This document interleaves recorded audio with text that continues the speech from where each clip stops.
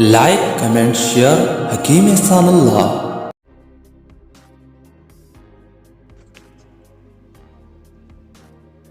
الحمد لله وكفى والصلاة والسلام على أشرف الأنبياء والمرسلين وعلى آله الطيبين الطاهرين. أما بعد فأعوذ بالله من الشيطان الرجيم. بسم الله الرحمن الرحيم.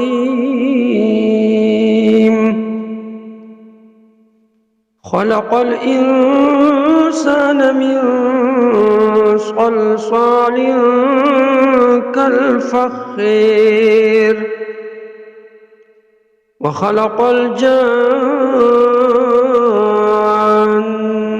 من مارج من نار فبأي آلاء ربكما تكذبان.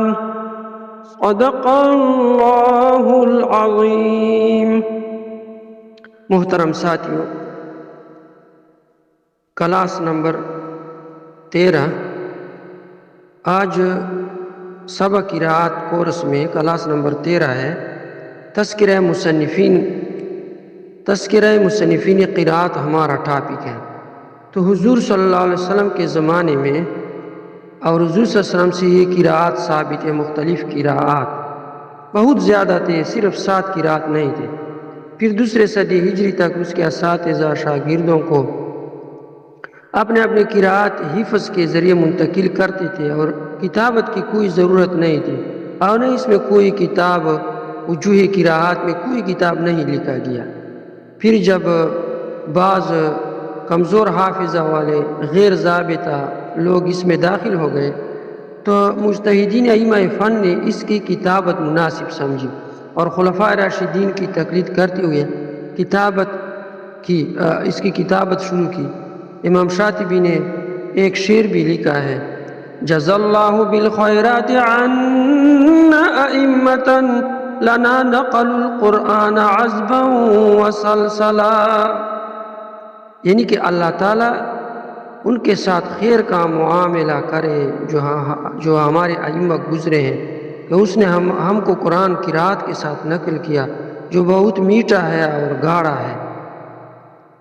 تو امام شاطبی کے اشعار بھی آئیں گے. تیسرے صدی میں 8 کتابیں تالیف ہوئی اور اس میں اولیت بغداد کو حاصل ہوا کہ اس میں کتاب القرات لکھی گئی.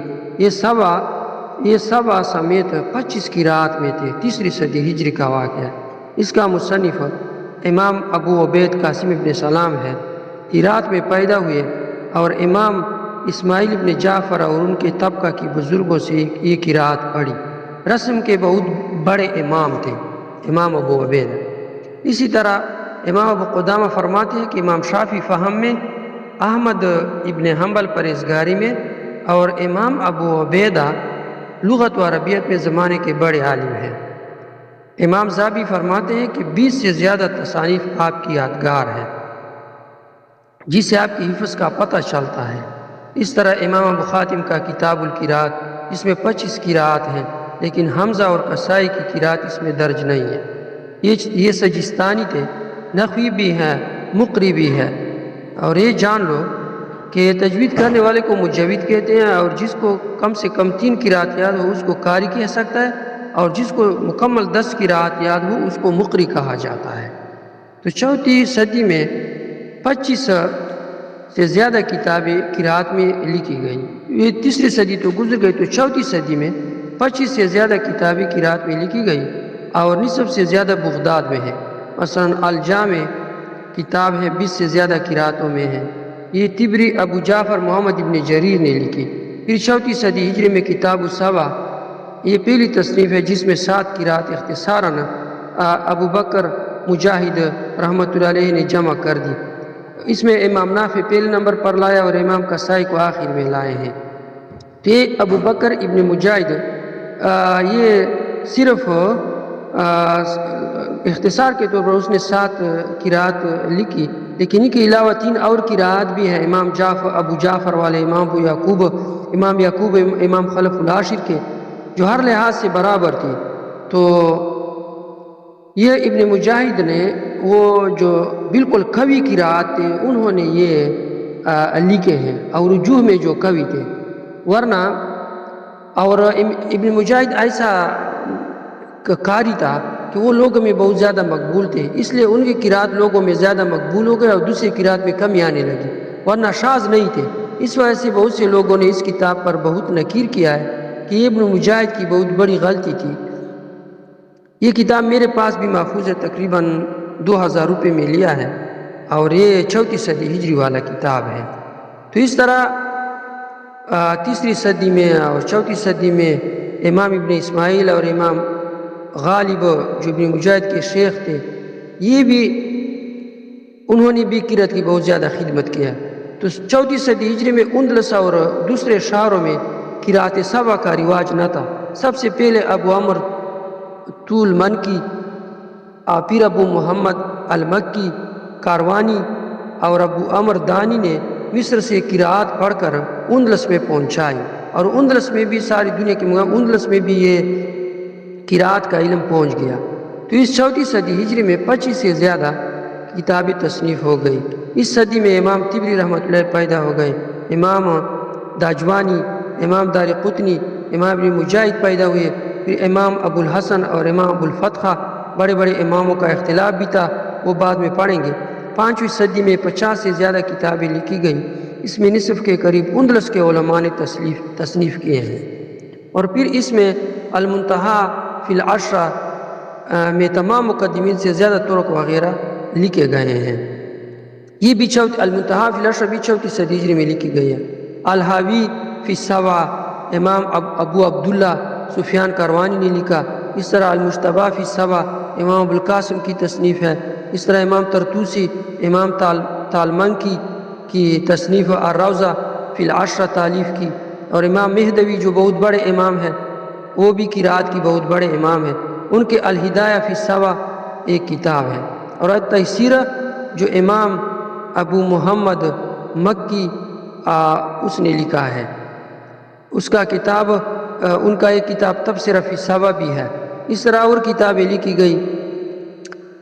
اسی طرح امام ابن مسرور علامہ دانی، امام ابن مسرور اور علامہ دانی رحمۃ اللہ علیہ نے بھی کتابیں لکھی ہیں۔ علامہ دانی نے تیسیر ایک مشہور کتاب لکھا جو بعد میں امام شاطبی رحمۃ اللہ شاطبیہ کے شکل و منظم شکل میں اس کی تفسیر کیا ہے۔ اس کا پورا نام، امام دانی رحمۃ اللہ کا پورا نام ابو عمرو عثمان ابن سعید ابن عمر دانی ہے، جو 371 ہجری سے 444 تک کا زمانہ رکھتا ہے۔ دانیہ اسپین کے علاقے میں پیدا ہوا، مسلکاً مالکی تھے۔ 386 ہجری میں 15 برس میں طالب علم ہوئے۔ 397 ہجری میں مزید تعلیم حاصل کرنے کے لیے جانب مشرق سفر کیا۔ ماہ شوال میں مصر داخل ہوئے۔